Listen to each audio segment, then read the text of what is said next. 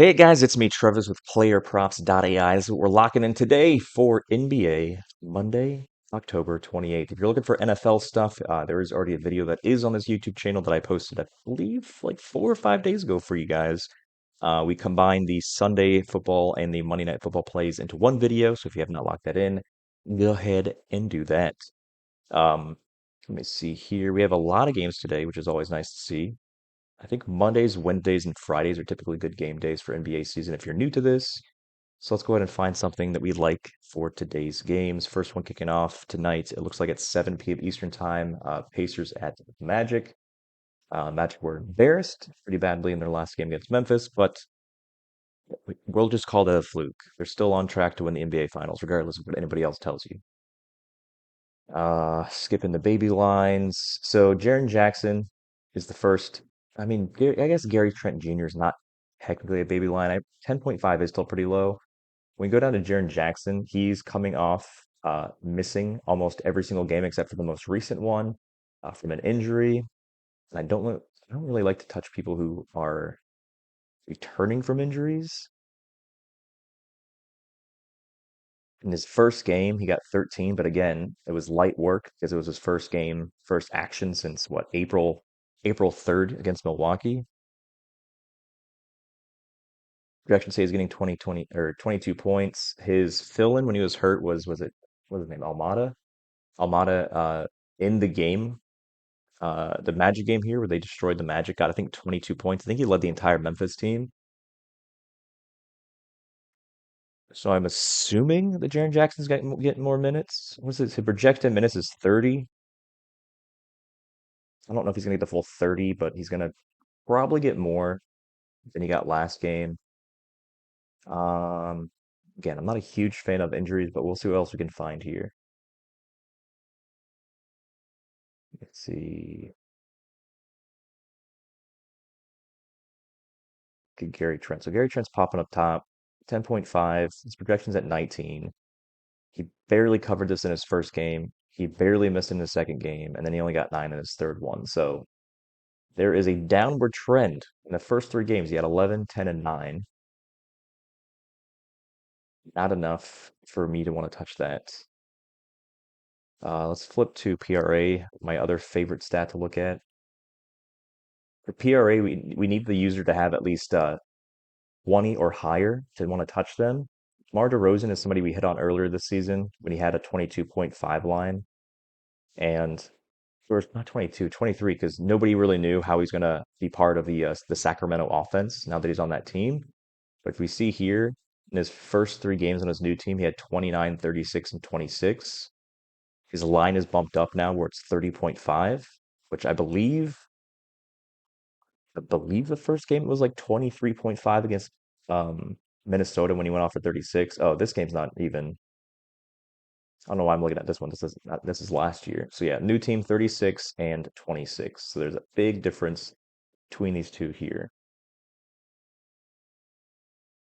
And his projection for PRA is 38.94. Versing Portland, if you haven't been paying attention to basketball in the last few seasons, Portland is a hot garbage can of dog doo-doo. So when we're looking at Sacramento versus Portland, I'm assuming they're going to be up relatively early. And when somebody's up early, the starters don't get as much run as we want to. What I'm going to do real quick here is I'm going to go over to the money line predictor. I'm going to see exactly what the Sacramento has here. So Sacramento is a minus 750 money line against Portland. So yeah, this is going to be a blowout. I'm not going to touch any players on either team. I mean, the only thing you would consider in a blowout is the losing team. Actually, you consider either team's like bench for blowouts, and of course, DeRozan's not on the bench, so we're not going to lock him in due to that. Let's keep looking at some more PRA stuff here. Bell's good. Okay, Bradley Beal. He missed his last game. He's on my fantasy team. I don't know if did he miss? Was it a finger thing or a hamstring thing? Shoulder? Maybe it was a shoulder. I don't know. It's hard to remember who's getting what hurt. He does have a 24.5 line, which is above the 20 that we look for PRA. He's played in 2 games this season, not counting the one he missed yesterday. I believe it was yesterday, or the day before, some point this weekend. But he's hit this in every single game. Out of the 2 he's played, he's 2 for 2. He barely covered this in his Lakers game. He's versing the Lakers again tonight. His projection's at 30.84. Sportsbook gives him a slight bump with the minus 115 overline. 30.84 is a 26% percentage difference. And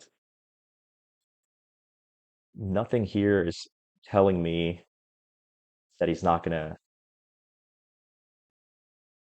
I mean, we don't need him to get crazy. We don't need him to get 30. We just need him to get 25. And he was able to do this in his last game. So technically, he's got a 100% hit rate against the Lakers. 1 for 1. It looks like Phoenix is just staying in California. His first game was against the Clippers, and his second game was against the Lakers. And now he's already playing the Lakers again. Let me see here. So Beal PRA is interesting. Is there anybody else that's 20 plus? Von Fleet missed, missed, hit. So he's 33% on the season. And he's versing Spurs. Why are so many teams doing the same? Why are so many back-to-back games?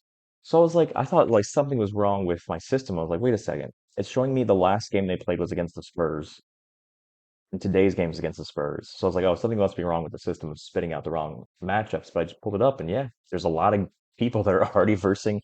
And there's only been 3 games played essentially by almost every team, and they're already versing another team twice.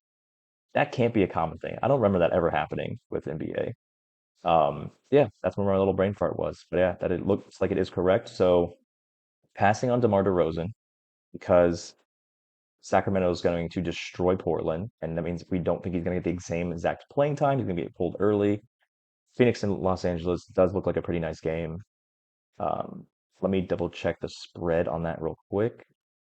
On the Phoenix LA Lakers game, it's only 3.5, and it looks like LA Lakers are going to keep it close because their 3.5 money spread is a 52.95% chance to hit. So yeah, I think it's Bradley Beal PRA. You can consider was it Jaren Jackson Jr.? You can consider him for points, but again, I want to see him getting more uh more time essentially coming back from his injury. So yeah, that's what we're locking in here. If you're like, hey, why is your cam different? Why is there a bunch of palm trees and greenery behind you? So I'm in Miami this week. There's a conference that kicks off tomorrow here in Miami. So I'll be still doing videos like I'm doing right here, but of course here in Miami. And then next week I'm gonna be in Ecuador. So just a little tropical trip here for you guys. So there's gonna be no live stream tonight, no dollar a dream like there wasn't yesterday. I was at the Dolphins game yesterday, which that last second field goal was not nice. Tua's return was nice. Tua sliding after he ran was very nice.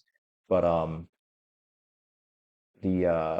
know if you guys saw the screenshot I dropped in the Discord, but I won a pretty penny off of my team's losing this week. So I did a 2 pick with um, BYU money line because I'm a UCF alum, and then Arizona Cardinals money line because I'm a hardcore Dolphins fan. Of course, the 2 pick hit, so I turned like 250 bucks in about 1,700.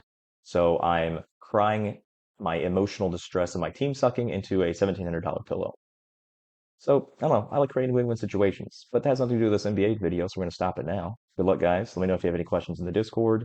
Make sure you have this app on your phone. Make sure you're watching the videos to learn how to use it, and we'll see you guys tomorrow. Good luck.